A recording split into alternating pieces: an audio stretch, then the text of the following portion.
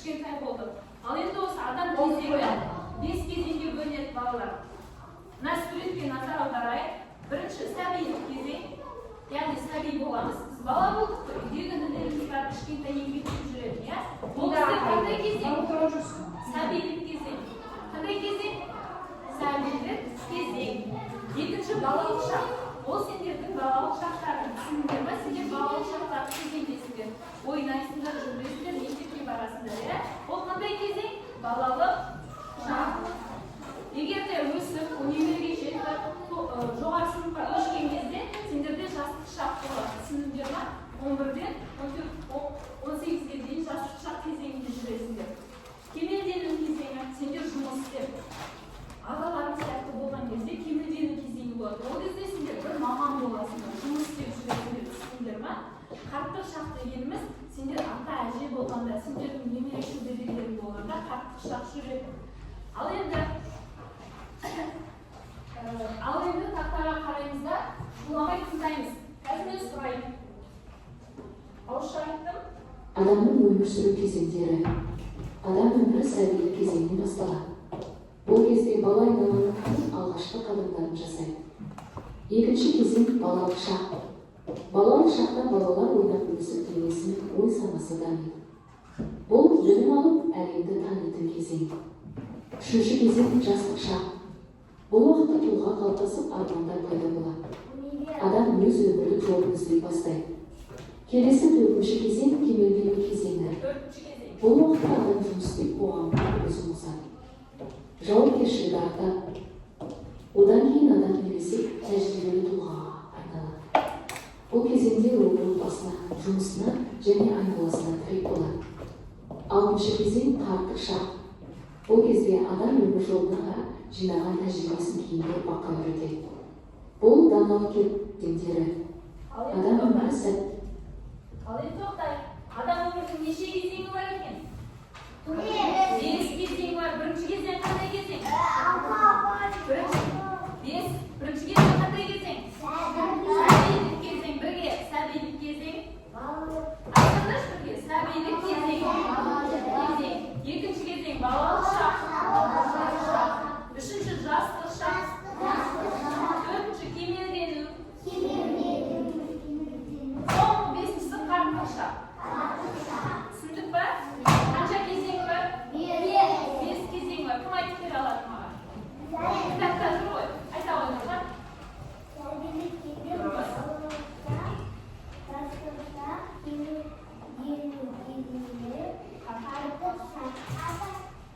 Айта қой Раяна. Балалық.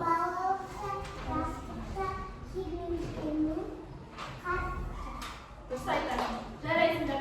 Ал енді балалар, есіңізде сақтадық қой. Енді осыдан кейін ойнаймыз. Мен сәбилік кезең дегенде, біз бәріміз кішкентай көмек ұстап отырамыз.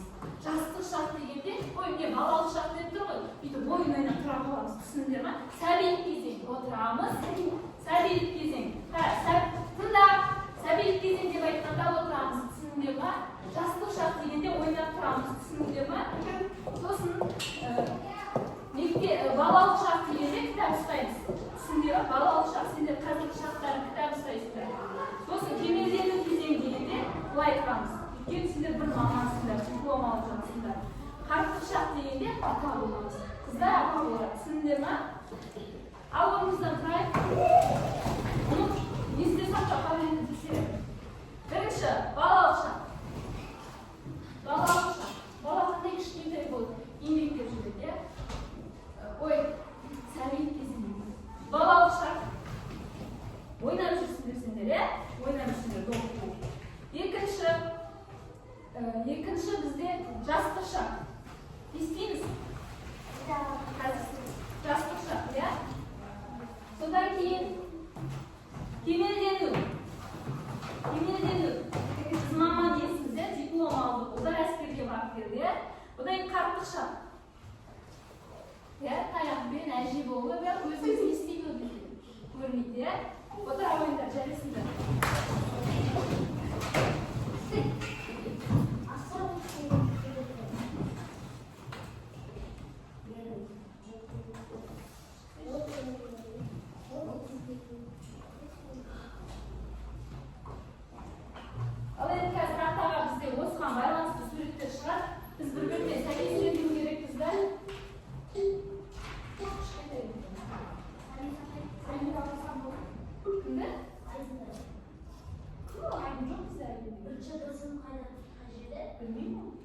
Бір үстінде болды. Üstünde дейді.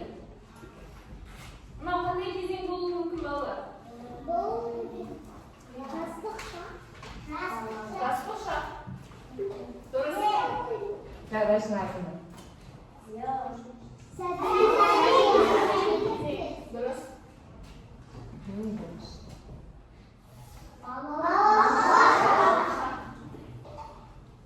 Жарайсыңдар.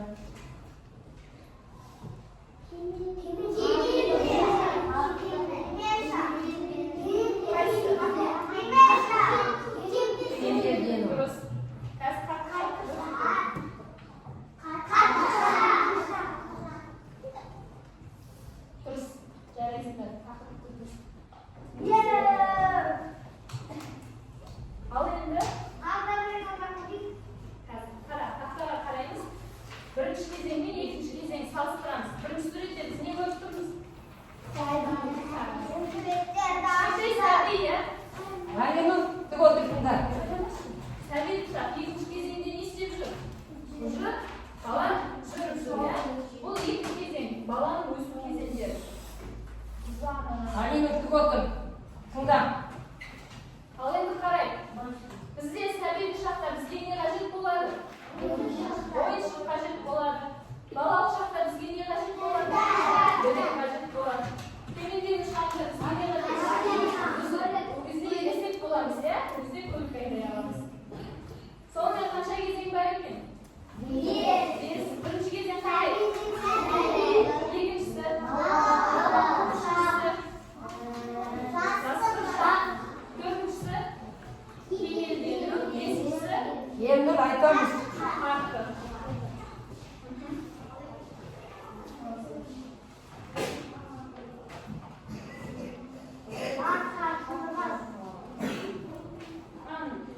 Бейбарыс түзу отыр.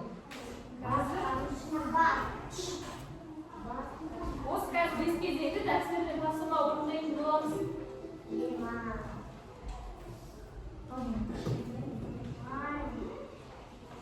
Тақтаға балаларды шығарып қояйық. Бейбарыс тақтаға шыға қойып. Бейбарысты Айгүл, шықпайсың, мен деген үшін. тоқта, қазір түсіндіремін. Мына жақтағы үлкен және кішкентай балаларға арнап бөлінген ойыншықтар тұр. Соны қайсы адам істейді? Біз соны табу керекпіз. Қай кезеңде істейміз? Мысалы, сәби не істейді? Ойнайды. Сонда сен сәбидің суретін қай жаққа апарасың? Иә, апарам. Апар, ұстасқа апар. Иә, маған қой. Бейбарыс, тыңдамайсың ғой сен. Апарам. Дұрыс. Отыр Бейбарыс. Енді. Енді шығады. Келесі.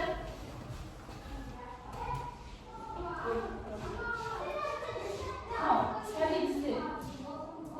Не? Соска. Сүт көрмей қалды. Сұрайсың ба? Келесі. Қайсысы? Бала ойыншықтармен ойнайды бізде. Балалық шақ. Қайсыға апарады?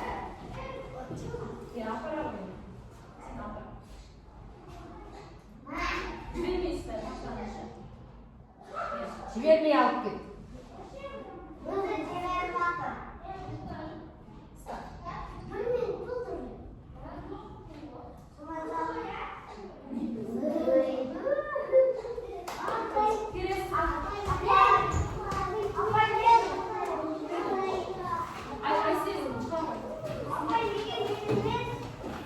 Мен деген адам шықпайды.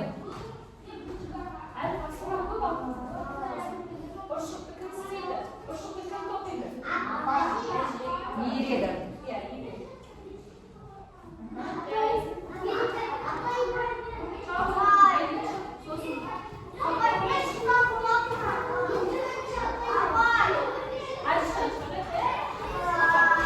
Машинаны кім айдайды? Жас бала айдайды?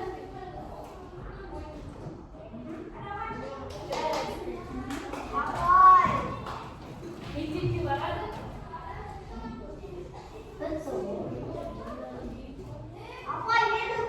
Жақсы. Дұрыс. Мен тексереміз. Дұрыс, дұрыс.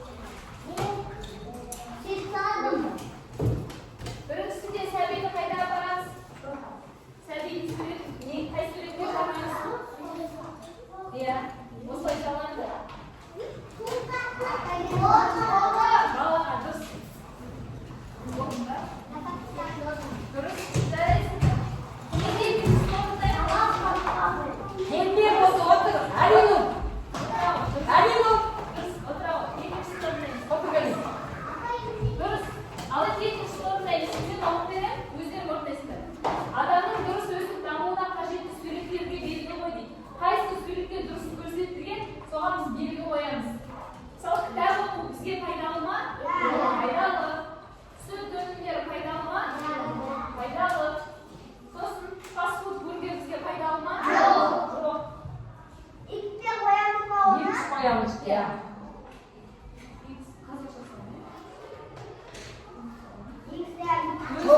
Çok dedim ya.